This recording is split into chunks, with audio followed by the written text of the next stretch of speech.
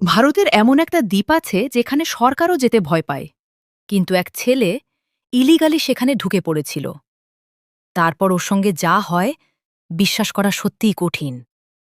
এই জায়গাটার নাম নর্থ সেন্টিনেল আইল্যান্ড। আন্দামান নিকোবরের কাছেই, কিন্তু একদম আলাদা একটা জগৎ। এখানে যখনই সরকার হেলিকপ্টার নামাতে চায়, ওখানকার লোকজন ধনুকবাণ হাতে নিয়ে হুম করে তেড়ে আসে আর হেলিকপ্টার তাড়িয়ে দেয়। ২০০৪ সালে যখন ভারতের ইতিহাসের সবচেয়ে ভয়ঙ্কর সুনামি হয়েছিল, আন্দামান নিকোবরে তখন ভারত সরকার হেলিকপ্টার পাঠিয়েছিল। ভাবছিল দেখে আসি ওরা ঠিক আছে তো। কিন্তু কি জানো, হেলিকপ্টার নামার আগেই ওরা তীর ছুটতে শুরু করে দেয়। আর সবচেয়ে অবাক করার ব্যাপারটা কি জানো, এই দ্বীপে যারা থাকে তাদের প্রজন্ম প্রায় ৬,০০০ বছর ধরে সেখানেই আছে। বাইরের দুনিয়ার সঙ্গে কোনো যোগাযোগ নেই আজও।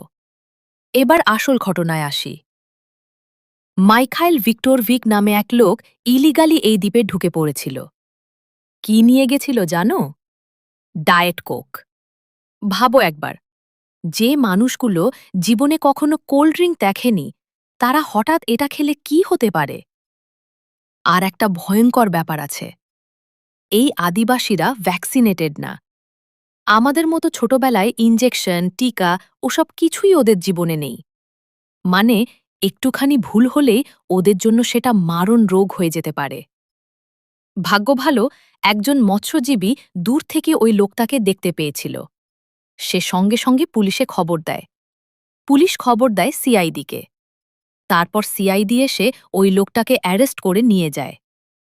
এই ঘটনার পর আবারও পরিষ্কার হয়ে যায়, কিছু জায়গা আছে যেখানে মানুষ নয়, প্রকৃতি নিজেই বলে দেয় দূরে থাক।